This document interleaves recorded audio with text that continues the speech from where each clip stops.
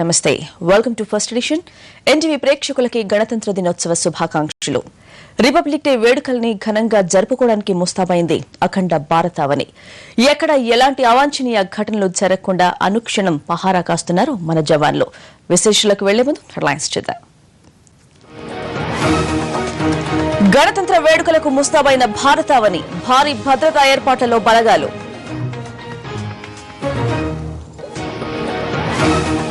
MR కేసులో ఇక BP ఆచార్య వంతు ఏ క్షణమైనా సిబిఐ అరెస్టు చేయొచ్చని ఊహాగానాలు 2.5 లక్షల కోట్లుగా లెక్క తేలిన ప్రీ బడ్జెట్ శాఖల ప్రతిపాదనలతో ఆర్థిక శాఖకు హడల్ సరోగసి బిడ్డకి పాస్పోర్ట్ ఇవ్వలేదంటూ హంగామా నైజీరియా జంట జలక్తో తలపట్టుకున్న అధికారులు మూడో రోజు స్టడీగా ఆడుతున్న భారత్ డ్రాతో గట్టెక్కించేందుకు ప్రయత్నాలు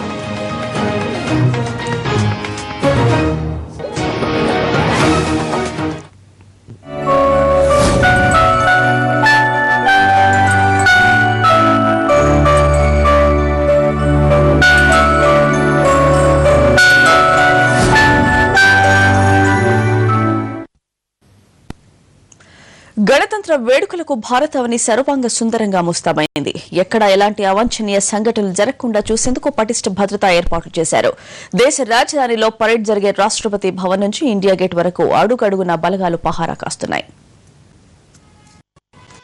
63వ గణతంత్ర దినోత్సవం సందర్భంగా దేశ రాజధానిని భద్రతా దళాలు తమ అధీనంలోకి తీసుకున్నాయి వేల మంది సాయుధులైన జవాన్లు అనుక్షణం పహారా కాస్తున్నారు నేలపైన గగనతలంలోనూ సాయుధ బలగాలతో పటిష్టమైన రక్షణ కవచాన్ని ఏర్పాటు చేశారు వారం ముందే పెరేడ్ ప్రాంగణాన్ని తమ అధీనంలోకి తెచ్చుకున్న బలగాలు ప్రతి చోట సోదాలు నిర్వహించాయి ప్రధాన వేడుకలు జరిగే ప్రాంతంలో భారీగా పోలీస్ కమాండో బలగాలను మోహరించారు స్నిఫర్ డాగ్స్ తో అణువణువు క్షుణ్ణంగా తనిఖీలు చేస్తున్నారు ప్రధాన కూడళ్లతో పాటు మెట్రో రైల్వే స్టేషన్లు బస్ టెర్మినల్స్ మార్కెట్ ప్రాంతాల్లో భద్రత మరింత పెంచారు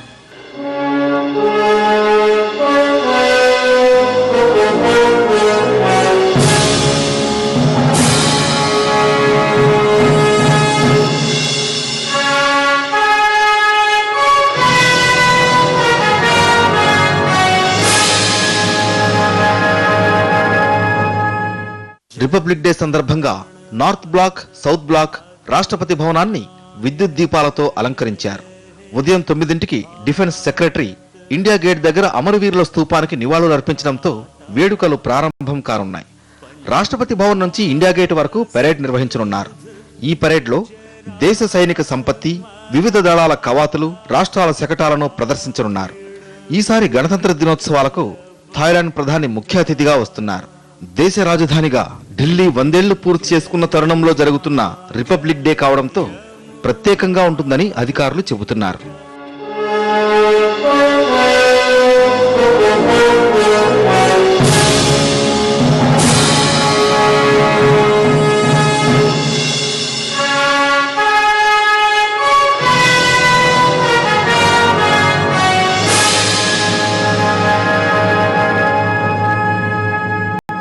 మరోవైపు మావోల ప్రాబల్యం తీవ్రవాదం ఎక్కువగా ఉన్న రాష్ట్రాల్లోనూ భద్రత కట్టుదిట్టం చేశారు హై అలర్ట్ ప్రకటించి రిపబ్లిక్ డే సెలబ్రేషన్స్ జరిగే ప్రాంతాల్లో ఎలాంటి అవాంఛనీయ ఘటనలు జరగకుండా త్రివిధ దళాలను అప్రమత్తం చేశారు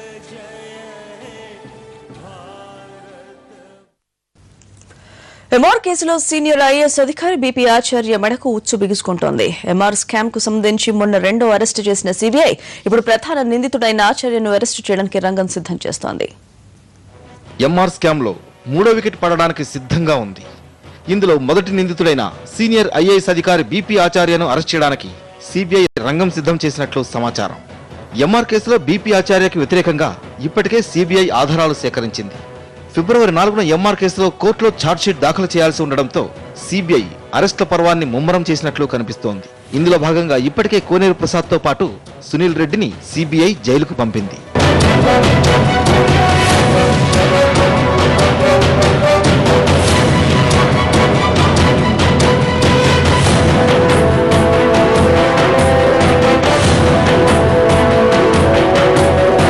ఎంఆర్ స్కామ్ లో బీపీ ఆచార్య కీలక నిందితుడని సిబిఐ భావిస్తోంది.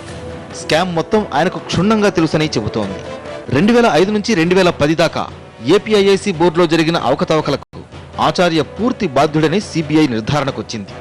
దానికి సంబంధించిన డేటాను కూడా సేకరించింది.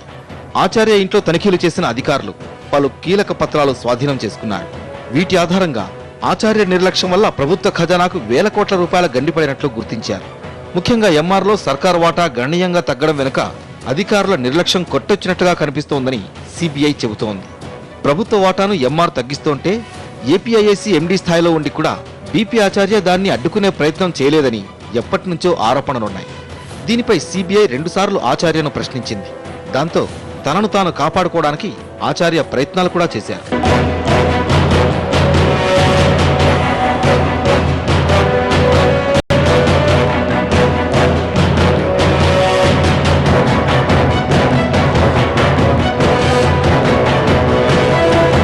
ఎంఆర్ కేసుకు సంబంధించి తాను ఎలాంటి అవకతవకలకు పాల్పడలేదని ప్రభుత్వానికి లేఖ రాశారాయన. తాను ఏపీఐఐసిలో పనిచేసినన్నాళ్లు విపరీతమైన లాభాలు తీసుకొచ్చానని, బిజినెస్ లో భాగంగా ఎంఆర్ ప్రభుత్వ వాటాను తగ్గించిందని, అయినా ఇందులో ప్రభుత్వానికి ఎలాంటి నష్టం వాటిల్లలేదని ఆచార్య ఆ లేఖలో చెప్పుకొచ్చారు. కానీ ఎంఆర్ కు ఆచార్య లాభం చేకూర్చినట్లుగా సిబిఐ ఇన్వెస్టిగేషన్ లో గుర్తించింది. విల్లాల అమ్మకాల్లో అక్రమాలు జరుగుతుంటే ఆచార్య పట్టించుకోలేదనేది సిబిఐ వెర్షన్. ముఖ్యంగా గజం 5,000 రూపాయల చొప్పున అమ్మాలని ఏపీఐఐసి బోర్డు నిర్ణయం తీసుకుంటే దానికి విరుద్ధంగా గజం 50,000 చొప్పున అమ్ముకున్నారు. దీనికి బోర్డు అనుమతి తీసుకునే లేదు. విల్లాలను అమ్మేసుకున్నాక తీరిగ్గా ఏపీఐఐసి బోర్డు పర్మిషన్ తీసుకుంది ఎంఆర్. విల్లాల విక్రయాల్లో కోట్ల రూపాయల కుంభకోణం జరుగుతున్నా ఆచార్య నోరు మెదపలేదని సిబిఐ చెబుతోంది. ఎంఆర్ కేసులో సిబిఐ దూకుడు చూస్తుంటే ఇందులో కీలక సూత్రధారి పాత్రధారిగా మారిన బీపీ ఆచార్యను ఏ క్షణంలోనైనా అరెస్ట్ చేయొచ్చని ఊహాగానాలు వినిపిస్తున్నాయి.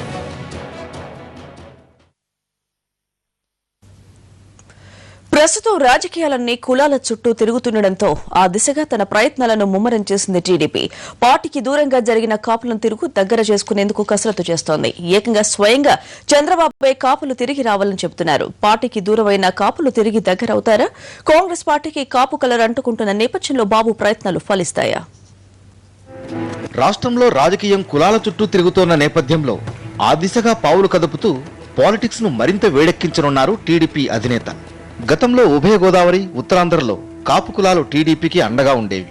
2004 ఎన్నికల ముందు వరకు ఆ జిల్లాలు టీడీపీకి పెట్టని కోటగా ఉన్నాయంటే దానికి కారణం కాపులేనని చెప్పాలి. అయితే 2004 నుంచి నెమ్మదిగా కాపులు పార్టీకి దూరమవుతూ వస్తున్నారు. ఇక 2009 ఎన్నికల నాటికి ఉత్తరాంధ్రతో సహా ఉభయ గోదావరి జిల్లాల్లోని కాపు నేతలందరూ పీఆర్పీకి పెద్ద ఎత్తున వలసపోయారు. దీంతో ఆయా ప్రాంతాల్లో పార్టీ చాలా వీక్ అయిందనే చెప్పాలి. నాడు పీఆర్పీకి వలస వెళ్లిన నేతల్లో ప్రస్తుతం మంత్రిగా వ్యవహరిస్తున్న గంటా శ్రీనివాసరావు సహా టీడీపీలో సీనియర్లుగా పేరొందిన కొత్తపల్లి సుబ్బారాయుడు, జ్యోతుల నెహ్రూ, తోట త్రిమూర్తులు, వంగా గీత, బండారు సత్యానందం వంటి వారు పీఆర్పీకి, ఆ తర్వాత చిరుతో పాటు కాంగ్రెస్ కు వలసపోయారు. దీంతో పార్టీ తిరిగి పునర్వైభవం సంతరించుకోవాలంటే కాపులు తప్పనిసరిగా పార్టీ చెంత చేరాల్సిన పరిస్థితి ఉత్పన్నమవుతోంది. ఈ క్రమంలో పశ్చిమ గోదావరి జిల్లా పోరుబాట సందర్భంగా చంద్రబాబు కాపులను తిరిగి పార్టీలోకి రావాల్సిందిగా ఆహ్వానం పలుకుతూ కీలక ప్రకటన చేశారు. రాయలసీమలో అయితే కాపులు ఎక్కువ ఉండేవాళ్ళు, బలిజాస్ అక్కడ. కానీ వాళ్ళకి న్యాయం జరగలేదు. న్యాయం చేయకపోతే ఎత్తికి ఒక ఫేజ్డ్ మేనర్ లో తిరుపతిలో 2, చిత్తూరులో 2, కడపలో ఈ విధంగా మేము తీసుకొచ్చి వాళ్ళకి ప్రాధాన్యత ఇచ్చాం. ఈ మధ్య కొద్దిగా డిస్టర్బెన్స్ వచ్చింది. మళ్ళా అవన్నీ కరెక్ట్ చేసుకుంటాం. డైరెక్ట్ గా కులం పేరు పెట్టి చంద్రబాబు వారిని తిరిగి ఆహ్వానించినా కాపులు తిరిగి పార్టీకి దగ్గరవుతారా అనే చర్చ పార్టీలో జరుగుతోంది. కాంగ్రెస్ కు జగన్ దూరమై సొంత కాంగ్రెస్ పెట్టుకున్న నేపథ్యంలో చిరంజీవి తన పార్టీని కాంగ్రెస్ లో కలపడం, ప్రస్తుత పీసీసీ చీఫ్ బొత్స కూడా కాపు కులానికి చెందిన వ్యక్తే కావడం, దీనికి తగ్గట్లే కాంగ్రెస్ లో జరుగుతున్న పరిణామాలు చూస్తుంటే ఇప్పుడిప్పుడే ఆ పార్టీకి కాపు కలర్ అంటుకుంటోంది. ఈ క్రమంలో చాలా కాలంగా తమ వర్గానికి రాజ్యాధికారం దక్కాలనే ఆశతో ఎదురు చూస్తున్న ఆ వర్గం ఇప్పుడు టీడీపీ అధినేత ఆహ్వానాన్ని ఏ మేరకు అందిపుచ్చుకుంటుందోననేది అనుమానమే. మరోవైపు గోదావరి జిల్లాల్లో శెట్టి ప్రజలు నెమ్మదిగా జగన్ వైపు టర్న్ అవుతున్నట్లు కనిపిస్తోంది. పిల్లి సుభాష్ చంద్రబోస్ ప్రభావంతో ఆ వర్గమంతా వైఎస్ఆర్సీపీ వైపు చూస్తున్న సంకేతాలు వస్తున్నాయి. ఈ నేపథ్యంలో ఉభయ గోదావరి జిల్లాల్లో పార్టీ పూర్వ వైభవం సంతరించుకోవాలంటే ఏం చేయాలనే దానిపై పూర్తి స్థాయిలో దృష్టి పెట్టాలని సూచిస్తున్నారు. రాష్ట్ర ప్రభుత్వం ఈ ఏడాది కూడా భారీ బడ్జెట్ తయారు చేయడానికి సాహసం చేస్తోందా? వివిధ శాఖలు కోరున్నట్టుగానే నిధుల్ని కేటాయిస్తోందా? ప్రతిపాదనల మేరకు ఈసారి బడ్జెట్ రూపొందించాలనుకుంటే దానికోసం ఏకంగా 2.5 లక్షల కోట్ల రూపాయలు కావాలి. దాంతో ఆర్థిక శాఖ ఆదిరిపడుతోంది. 2012-2013 ఆర్థిక సంవత్సరం బడ్జెట్పై ప్రస్తుతం కసరత్తు చేస్తోంది ఆర్థిక శాఖ. మంత్రి ఆనం రామనారాయణ రెడ్డి అధ్యక్షతన వివిధ శాఖల మంత్రులు, ఉన్నతాధికారుల ద్వారా ఆయా శాఖల బడ్జెట్ ప్రతిపాదనలు తీసుకున్నారు. అయితే వాటిని చూసి ఆర్థిక శాఖ వర్గాలు ఆశ్చర్యం వ్యక్తం చేస్తున్నాయి. ఇప్పటిదాకా వచ్చిన ప్రతిపాదనలు చూస్తే మొత్తం నిధుల డిమాండ్ 2.5 లక్షల కోట్ల రూపాయలుగా ఉన్నట్లు ఆర్థిక శాఖ వర్గాలు చెబుతున్నాయి.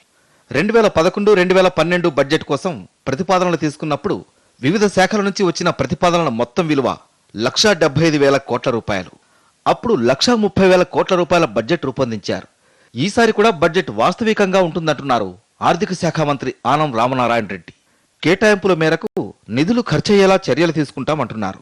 ఆర్థిక శాఖ ఈ కొత్త వార్షిక బడ్జెట్ని, ప్రణాళికని తయారు చేయడానికి ముఖ్యమంత్రి గారి యొక్క సూచనలు, వారి యొక్క ఆలోచనలు, కాంగ్రెస్ పార్టీ యొక్క సిద్ధాంత విధానాలకు అనుగుణంగా ఈ నూతన బడ్జెట్ని తయారు చేయాలని చెప్పి మేము ఇప్పటికే ప్రయత్నం ప్రారంభించాం.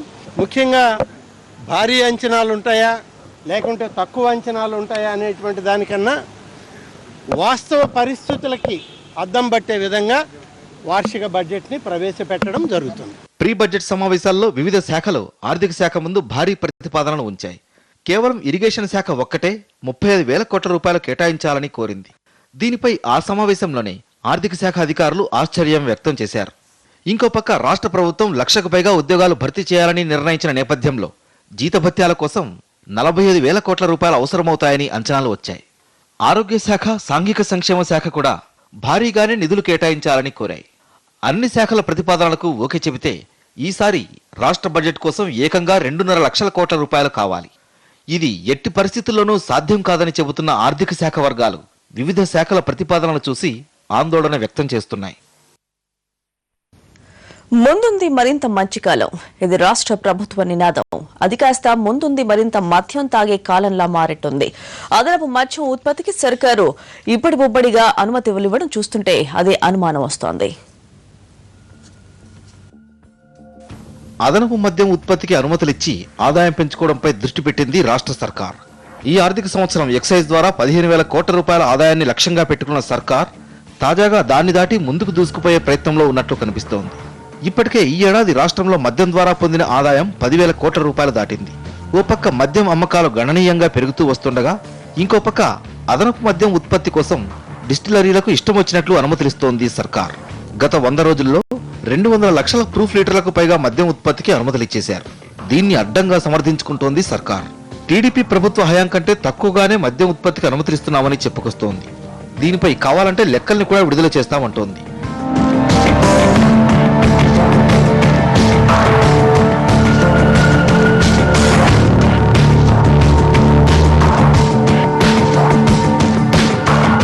సర్కార్ వాదన చూస్తుంటే ఎప్పటికప్పుడు అదనపు మద్యం ఉత్పత్తికి అనుమతులిచ్చి ప్రజలతో వీలైనంత తాగించి ఆదాయం వెనకేసుకోవాలనుకున్నట్లుగా కనిపిస్తోంది. ఓవైపు మద్యం తీసుకోవడం వల్ల జరిగే అనర్థాలను వివరించడానికి పెద్ద ఎత్తున ప్రచారం చేపడతామని ప్రకటిస్తున్న రాష్ట్ర ప్రభుత్వం అంతకంటే దూకుడుగా మద్యం అదనపు ఉత్పత్తికి ఎడాపెడా అనుమతులిస్తోంది. సర్కారు వైఖరి ఇలాగే ఉంటే ముందుంది మరింత మద్యం తాగే కాలం అనుకోవాలేమో. ప్రాంతీయ ఉద్యమాల్లో పాల్గొన్న వారిపై కేసులు ఎత్తివేసే ప్రక్రియను ప్రభుత్వం వేగవంతం చేసినట్టు కనిపిస్తోంది. కేసులు ఎదుర్కొంటున్న అభ్యర్థులు కూడా ప్రభుత్వ ఉద్యోగాలకు అప్లై చేసుకోవాలని, ఆందోళన అవసరం లేదని హోంమంత్రి సబితా ఇంద్రారెడ్డి ప్రకటించారు. ప్రాంతీయ ఉద్యమాల్లో పాల్గొన్న వారిపై కేసులు ఎత్తివేసే ప్రక్రియపై రాష్ట్ర ప్రభుత్వం దృష్టి సారించింది. ప్రభుత్వ ఉద్యోగాల భర్తీకి భారీగా నోటిఫికేషన్లు విడుదల చేయడంతో కేసులు ఎదుర్కొంటున్న విద్యార్థులు, వాళ్ల తల్లిదండ్రుల ఆందోళనలతో పాటు రాజకీయ పార్టీల నుంచి ఒత్తిడి వస్తుండటంతో రాష్ట్ర ప్రభుత్వంలో కదలిక వచ్చింది. హోంశాఖ మంత్రి సబితా ఇంద్రారెడ్డి పోలీస్, న్యాయశాఖ ఉన్నతాధికారులతో సమీక్ష నిర్వహించారు. ప్రాంతీయ ఉద్యమాల సందర్భంగా రాష్ట్రంలో మొత్తం 1,667 కేసులు నమోదయ్యాయి. అయితే ఇప్పటి వరకు రాష్ట్ర ప్రభుత్వం 657 కేసులు మాత్రమే ఎత్తివేసినట్లు ప్రకటించింది. తాజాగా మరో 133 కేసుల్ని నెలాఖరులోగా ఎత్తివేస్తామని సబిత చెప్పారు. ప్రాంతీయ ఉద్యమాల సందర్భంగా పెట్టిన కేసుల ఎత్తివేతను ఇటు న్యాయశాఖతో పాటు హోంశాఖ సమీక్షిస్తోంది. ఎలాంటి న్యాయపరమైన ఇబ్బందులు రాకుండా కేసులు ఎత్తివేస్తున్నామని, అందుకే ఆలస్యం జరుగుతోందని న్యాయశాఖ మంత్రి ఏరాస్ ప్రతాప్ రెడ్డి తెలిపారు. తీవ్రమైన కేసుల ఎత్తివేతపై సీఎంతో చర్చిస్తామని ఆయన చెప్పారు. మరోవైపు ఓయూ విద్యార్థి సంఘాలు హోంమంత్రి సబితా ఇంద్రారెడ్డిని కలిశాయి. తెలంగాణ ఉద్యమంలో పాల్గొన్న వారిపై పెట్టిన కేసులు ఎత్తివేయాలని డిమాండ్ చేశాయి. ప్రభుత్వం నామమాత్రంగా కేసులు ఎత్తివేస్తోందని విద్యార్థులు ఆరోపించారు. తెలంగాణ విద్యార్థులపై పెట్టిన కేసులు బేషరతుగా ఎత్తివేయాలని వాళ్లు డిమాండ్ చేశారు. హోంమంత్రి సబితమ్మ గారు కొన్ని కేసులు మాత్రమే ఎత్తివేస్తున్నట్టేదో ప్రకటన చేసినారు. వారిని కూడా స్పష్టంగా మేము అడిగినాం. గతంలో డిసెంబర్ 9, 2009 హోంమంత్రి చిదంబరం గారు చెప్పినట్టు, కాంగ్రెస్ ఎంపీలు 2 రోజుల పాటు నిరాహార దీక్ష చేసిన సందర్భంలో మీరు అసెంబ్లీలో ఆన్ రికార్డు చెప్పినట్టు, దీక్షా శిబిరంలో చెప్పినట్టుగా బేషరతుగా అన్ని కేసులు ఎత్తివేయాలి. ఆ ఎత్తివేత అనేది ఒక సక్రమమైన పద్ధతిలో స్పష్టతతో కూడిన ప్రకటన ఉండాలని చెప్పి మేము కోరడం జరిగింది. కేసులు ఉంటే ప్రభుత్వ ఉద్యోగాలు పొందడానికి ఇబ్బందులు ఉంటాయన్న విద్యార్థుల ఆందోళనకు ప్రభుత్వం తెరదించింది. ప్రభుత్వ ఉద్యోగాలకు అప్లై చేసుకోవచ్చని, ఇప్పటికిప్పుడు వచ్చే ఇబ్బందులేమీ ఉండబోవని స్పష్టం చేసింది. జూనియర్ డాక్టర్లు స్ట్రైక్ ఎందుకు చేస్తున్నారు? నిజంగానే వారికి ప్రభుత్వం ఇస్తున్న స్టైఫండ్ చాలడం లేదా, లేక రోగుల పేరుతో ప్రభుత్వాన్ని బ్లాక్మెయిల్ చేస్తున్నారా? జూడాల కోరికలన్నింటినీ ప్రభుత్వం తీర్చాల్సిందేనా? అసలు వాళ్ళ డిమాండ్లలో న్యాయం ఎంత? అసలు ఎప్పుడైనా ఈ తెల్లకోట్ నీ ఒంటి మీదకి ఎలా వచ్చిందో ఆలోచించావా? ఎంబీబీఎస్ చదివితే వచ్చింది. ఎవడబ్బా సొమ్ముతో చదివయ్యా? ఇలాంటి ఒక్కొక్క డాక్టర్ని తయారు చేయడానికి ప్రభుత్వానికి 12 లక్షలు ఖర్చు అవుతుంది. ఆ 12 లక్షలు ఎక్కడవి? కూలీ నాలి చేసుకునే పేద ప్రజలు, చాలీ చాలిన సంపాదనతో బతికే సగటు మనుషులు 10 పరకా సంపాదించి ఆ డబ్బుతో ఉప్పు, పప్పు, ఉల్లిపాయ కొనుక్కుంటే అలా కొన్న ప్రతి వస్తువు మీద పన్ను వేసి ఆ పన్ను రూపంలో వచ్చిన డబ్బులో నుంచి 12 లక్షలు ఖర్చు పెడితే ఇదిగో ఈ మహానుభావుడు డాక్టర్ అయ్యాడు. ఇది నువ్వు మర్చిపోతే ఎర్రటి రక్తాన్ని తెల్లటి పాలుగా చేసి పెంచిన నీ తల్లిని మర్చిపోయినట్టే. ఇదో సినిమాలో డైలాగ్. వాస్తవం కూడా ఇలాగే ఉన్నట్లు కనిపిస్తోంది. మాటి మాటికి సమ్మెలో నిరసనలతో జూడాలు కలకలం సృష్టిస్తున్నారు. వైద్య వృత్తిని నేర్చుకోవాల్సిన టైంలో రోడ్లపైకి వచ్చేస్తున్నారు. డిమాండ్లపై డెడ్లైన్లు పెడుతున్నారు. ప్లకార్డులు, నిరసన గళాలతో ఇటు ప్రభుత్వానికి అటు సామాన్య రోగులకు టెన్షన్ పెట్టేస్తున్నారు. ఇది ఓ రకమైన బ్లాక్మెయిల్ లాగే కనిపిస్తోందంటున్నారు చూస్తున్న వారంతా.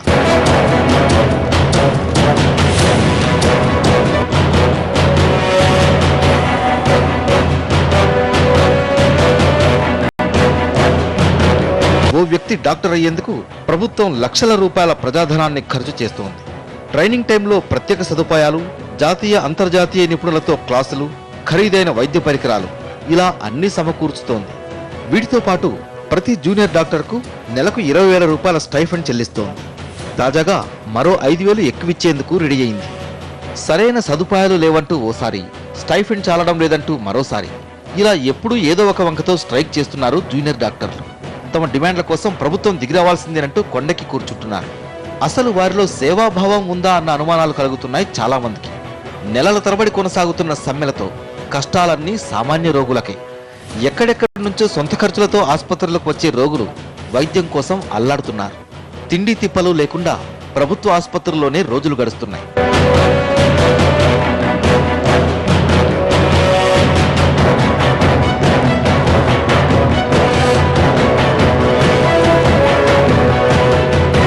సమ్మె పేరుతో 2 నెలలుగా జూడాలు సామాన్యుల ప్రాణాలతో చెలగాటమాడుతున్నట్లు కనిపిస్తోంది.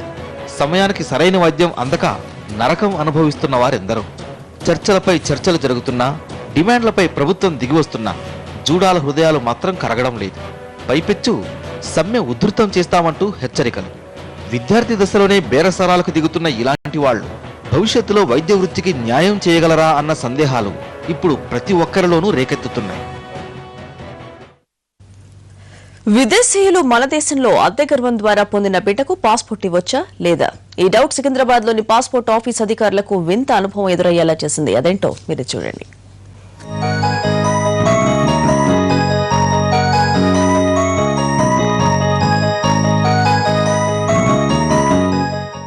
హాయిగా అమ్మఒళ్ళో బజ్జుని కమ్మగా పాలు తాగుతున్న ఈ బుజ్జాయి పేరు ఎంపర్. నైజీరియాకు చెందిన ఓ జంట హైదరాబాద్కు చెందిన మహిళ అద్దె గర్భం ద్వారా ఈ మగబిడ్డను పొందారు. 6 వారాల కిందట ఎంపర్ పుట్టగానే నైజీరియా తీసుకువెళ్లడం కోసం ఇక్కడికి వచ్చారు. అయితే ఇక్కడే చిక్కు ఎదురైంది. ఎంపర్ను నైజీరియా తీసుకువెళ్లడానికి ఆ జంట తంటాలు పడాల్సి వచ్చింది.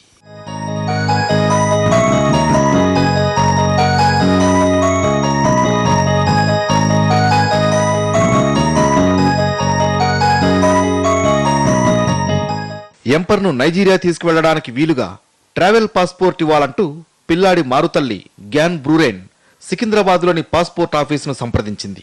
3 వారాల కిందటే దరఖాస్తు పెట్టుకుంది.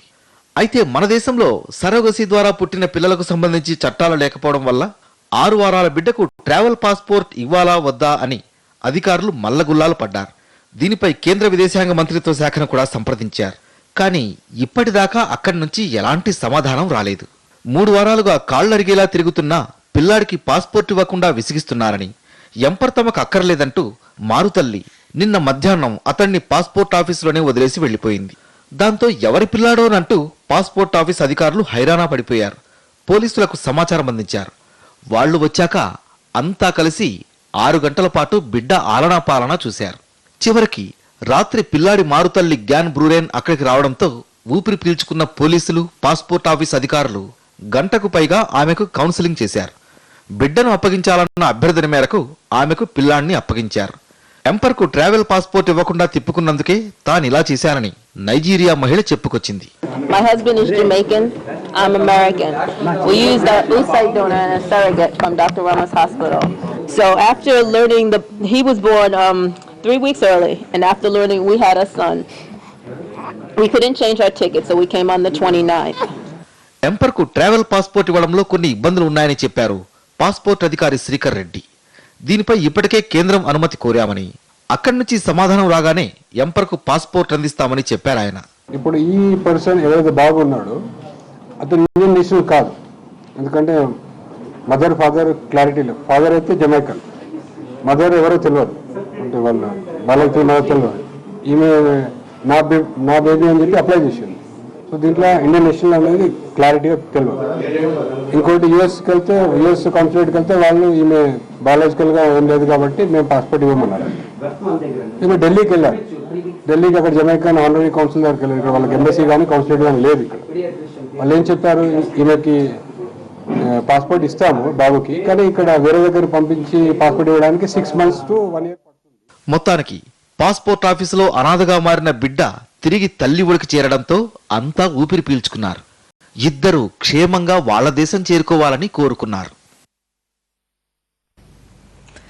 ఆ ఊరంతా వీర సైనికులే. యువత ఎముకల కొరికే చలిలో పనిచేయడానికి వీర సైనికులుగా మారుతున్నారు. గణతంత్ర దినోత్సవం సందర్భంగా భరతమాత రక్షణకై అహర్నిశలు కృషి చేస్తున్న కరీంనగర్లోని ఓ సైనిక గ్రామంపై స్పెషల్ స్టోరీ. ఇక్కడ పిచ్చాపాటి మాట్లాడుతున్న వారంతా సైనికులు. కరీంనగర్ జిల్లా భీమదేవరపల్లి మండలం కట్కూర్కి చెందిన వీరంతా ధైర్యానికి, సాహసానికి, దేశసేవా తత్పరతకు నిదర్శనాలు. ఈ గ్రామాన్ని వీర సైనికపురి అంటారు. ఇక్కడ ప్రతి కుటుంబం నుంచి ఒక్కరు చొప్పున యువకులు ఆర్మీలో చేరారు. వీరంతా పాకిస్తాన్, చైనా సరిహద్దుల్లో పనిచేస్తున్నారు. ఊరి నీటిలో ఏముందో తెలియదు గాని ఇక్కడ పుట్టిన ప్రతి బిడ్డ మిలిటరీలోకి వెళ్తున్నారు. నేను ముందుగా మా ఊర్లో చాలా మంది రిటైర్మెంట్ వాళ్ళు చాలా మంది ఉండేవాళ్ళు. వాళ్ళని చూసి నేను కూడా వాళ్ళ యూనిఫామ్ వాళ్ళు చూసే యాక్టివిటీస్ని బట్టి నేను కూడా ఆర్మీకి వెళ్ళి నా వంతు సహాయం చేద్దామని చెప్పి ఆర్మీలోకి వెళ్ళాను. నేను 9 years అయిపోతుంది నా సర్వీస్. ఇప్పుడు ప్రస్తుతం జమ్మూలో సర్వీస్ చేస్తున్నాను. మనకంటూ ఒక సర్వీస్, దేశ సేవ లాంటిది. మిగతా జాబ్ కాకుండా దీన్ని సర్వీస్ అంటారు, ఈ దేశ సేవను. ఆర్మీ పోవడానికి కారణం నాకన్నా ముందుగా పోయి వాళ్ళు దేశం కోసం సేవ చేస్తుంటే, ఒకటి దేశ రక్షణ, 2 మా పర్సనల్ జాబ్ కోసం. రెండు విధాలుగా మాకు ఇది పనిచేస్తుంది. కనీసం మా ఊరి నుంచి మొత్తం దేశ రక్షణ కోసం కనీసం 60 above ఈ ఊరి నుంచి పనిచేస్తున్నారు. అంటే దేశం కోసం మా ఊరి నుంచి ఇంతమంది ఉన్నారు. వీళ్ళందరూ మా దేశాన్ని కాపాడుతున్నారని ఈ ఊరుకు ఒక గౌరవాన్ని తెచ్చిపెట్టిరు. ఇక్కడ కనిపిస్తున్న రాజు, రామచంద్రారెడ్డి, శ్రీనివాస్ వీరందరూ ఆర్మీ జవాన్లే. రాజు జమ్మూలోని రాజౌరి జిల్లాకు 25 కిలోమీటర్ల దూరంలో పాకిస్తాన్ బోర్డర్ లో పనిచేస్తుంటే, శ్రీనివాస్ BSF లో సేవలందిస్తున్నాడు. దేశంలోకి చొరపడే మిట్టెంట్లను మట్టి కరిపించిన ఘనత రామచంద్రారెడ్డిది. ప్రస్తుతం కట్కూరు గ్రామం నుంచి దాదాపు 70 నుంచి 80 మంది మిలిటరీ బేస్ క్యాంపుల్లో పనిచేస్తున్నారు. కట్కూరు యువకుల స్ఫూర్తి పక్కనున్న తండాలకు కూడా వ్యాపించింది. అక్కడి నుంచి కూడా యువకులు సైన్యంలో చేరుతున్నారు. ఇక్కడి స్కూల్లో తామంతా చదివామంటూ ఈ రియల్ హీరోస్ చెప్తున్నప్పుడు వీరి ముఖాల్లో కనిపించే ఆనందం అంతా ఇంతా కాదు. తల్లిదండ్రులు కూడా దేశానికి తమ పిల్లలు సేవ చేయటం ఆనందంగా ఉందంటూ వీర తిలకం దిద్ది పంపుతున్నారు. సర్వీస్కి వెళ్లే ముందు ఒక ఇద్దరు నాకంటే ముందు ఆర్మీలో జాబ్ చేస్తాను. వాళ్ళ స్ఫూర్తి నేను పోవడానికి. ఇప్పుడు ఉన్న యూత్ను కూడా మేము ఎంకరేజ్ చేసేది ఏంటంటే అసలు వాస్తవానికి దేశ సేవ చేయడం అందరికీ అది సాధ్యమైన పని కాదు. అదొక భగవంతుడు ఇచ్చిన గిఫ్ట్ అనుకోవాలి. ఆర్మీలో జాయిన్ కావడం అంటే చాలా ఇష్టం ఉండేది. ఫస్ట్లో ఆ ప్రాసెస్ మీదే ఆర్మీలో సెలెక్ట్ అయిపోయాను. నా ఫస్ట్ సర్వీస్ వచ్చేసి కలకత్తా 1 yearలో అయిపోయింది. 3 years వచ్చేసి ఇప్పుడు జమ్మూ కాశ్మీర్లో అవుతుంది. టోటల్ 4 years అయిపోయింది. మేము సైతం దేశ భద్రతకు ప్రాణాలైనా అర్పిస్తామంటూ తమ జీవితాలనే సరిహద్దులకు అంకితం చేసిన ఈ వీర సైనికులకు, వీరిని కన్న ఈ కట్కూరు వీర సైనికపురికి గణతంత్ర దినోత్సవం సందర్భంగా మనము ఓ సెల్యూట్ కొడదాం. మానవ దేహానికి వెన్నెముక ఎంత అవసరమో దేశ రక్షణకు ఓ సైనికుడు అంతే అవసరం. ఆ విషయాన్ని పూర్తిగా వంటబట్టించుకున్నారు కాబట్టే కట్కూరు నుంచి ప్రతి కుటుంబంలో ఓ వ్యక్తి ఓ సైనికుడిగా ఉద్భవించాడు. కరీంనగర్ జిల్లా నుంచి ఎన్టీవీ కోసం కెమెరా పర్సన్ కవితో కలిసి రమణ. ఆయన ఓ అద్భుత చిత్రకారుడు. తన కుంచెతో గీసిన బొమ్మలు కాగితం మీద కదలకపోయినా చూసిన ప్రేక్షకుడి గుండెలో చిరకాలం మొదలుతూనే ఉంటాయి. ఆయన ఓ దర్శకుడు కూడా. 100-200 రోజులు కాదు, తెలుగుదనం ఉన్నంత వరకు చిరస్థాయిగా నిలిచిపోయే సినిమాలు రూపొందించారు. తెలుగు సినీ పరిశ్రమ రుణం తీర్చుకోలేని ఆయనకు తీరని అన్యాయం జరిగింది. కేంద్ర ప్రభుత్వం ఇచ్చే ఉన్నత పురస్కారానికి సిఫార్సు చేసినా అది చెవిటివాడి ముందు శంఖంలా మారింది. ఆయనే బాపు. ముత్తైదు కుంకుమ బతుకంత ఛాయా, ముత్యమంతా పసుపు ముఖమెంత ఛాయా, ముత్తైదు కుంకుమ బతుకంత ఛాయా, ముద్దు మురి బాలలకు పిల్లలోన మూడు పువ్వులు 6 కాయలు. తెలుగు సినిమాలో తెలుగుదనం నింపిన గొప్ప తెలుగు దర్శకుడు బాపు అంటే అతిశయోక్తి కాదు. కార్టూనిస్ట్ గా, దర్శకుడిగా, పెయింటర్ గా, కళామతల్లి ముద్దుబిడ్డగా ఎనలేని సేవ చేశారాయన. బాపు తీసిన తొలి సినిమా సాక్షి 1968లో తాష్కెంట్ ఫిలిం ఫెస్టివల్లో ప్రదర్శితమైంది. అంతేకాదు సీతా కళ్యాణం లండన్ ఫిలిం ఫెస్టివల్లో ప్రదర్శితమైంది. ఆ రోజుల్లోనే తన దర్శకత్వ ప్రతిభతో తెలుగు సినిమాను అంతర్జాతీయ స్థాయికి తీసుకెళ్లిన కళాకారుడు బాపు. ఈ మధ్య తీసిన శ్రీరామరాజ్యం సినిమాని కూడా గత ఏడాది జరిగిన ఇంటర్నేషనల్ ఫిలిం ఫెస్టివల్లో ప్రదర్శించారు.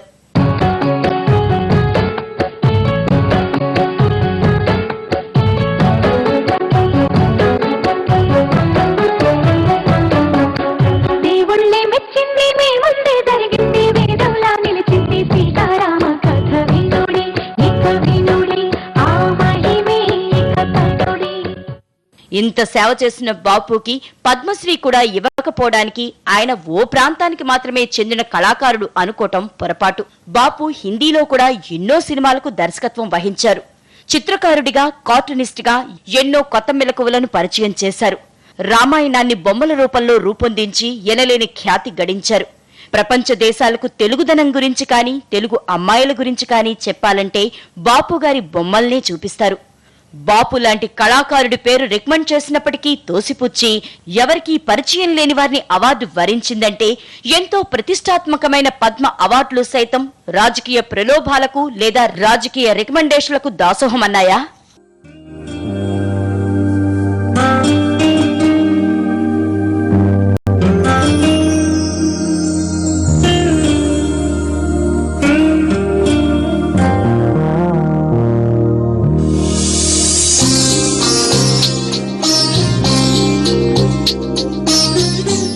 ఇక ముందు ఎటువంటి కళాకారుడికైనా పద్మ అవార్డు దక్కాలంటే రాజకీయ నాయకుల కాళ్లు పట్టుకోవాలా? సమాజానికి ఉపయోగపడి సమాజం కీర్తిస్తే పద్మ అవార్డులకు రావడానికి అర్హులు కారా? రాజకీయ నాయకుల అండదండలు తప్ప ప్రభుత్వ అవార్డుకు మరే అర్హత లేదా అనే ప్రశ్నలు ఎక్కువగా వినబడ్డాయి. బాపు గారికి మరోసారి జరిగిన ఈ అవమానం తెలిసి తెలుగు సినిమా పరిశ్రమ దిగ్భ్రాంతికి లోనైంది. ఇంతవరకు బాపుకి దక్కిన అవార్డులు 1986లో రఘుపతి వెంకయ్య అవార్డు, 4 నంది అవార్డులు. బాలరాజు కథ, అందాల రాముడు, ముత్యాల ముగ్గు, పెళ్లి పుస్తకం సినిమాలకు నంది అవార్డులు. ఇవి కాక life time achievement award for Indian institute of cartoonist, Andhra university వారు ఇచ్చిన కళా ప్రపూర్ణ బిరుదు, ఇలా కొన్ని మాత్రమే ఈ కళాపిపాసికి దక్కిన గౌరవాలు. బాపు గారికి పద్మ అవార్డు రాదు, ఎందుకంటే ఆయన ఏ రాజకీయ పార్టీ గురించి మాట్లాడరు, ఏ రాజకీయ పార్టీ గురించి బొమ్మగీయరు. నిజానికి ఆయన తన సినిమా గురించే మాట్లాడరు. అందుకే ఈ మౌన మహర్షికి అవార్డులు రావటం కష్టమే అన్న వాదన కాస్త గట్టిగానే వినిపిస్తోంది.